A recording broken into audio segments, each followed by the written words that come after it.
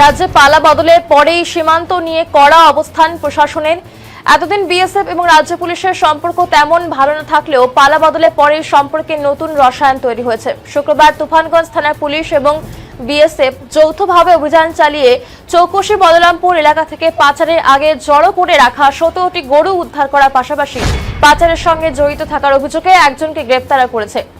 গরুগুলিকে বাংলাদেশে পাচার করার উদ্দেশ্যে জড়ো করে রাখা হয়েছিল বলেই অভিযোগ। এছাড়াও সীমান্তে যাতে কোনো অপ্রীতিকর ঘটনা না ঘটে বা অবৈধ কাজের সাথে কেউ যুক্ত না থাকে তার জন্য কড়া নির্দেশিকা প্রশাসনের। পাশাপাশি মাইক যোগেও করা হচ্ছে প্রচার।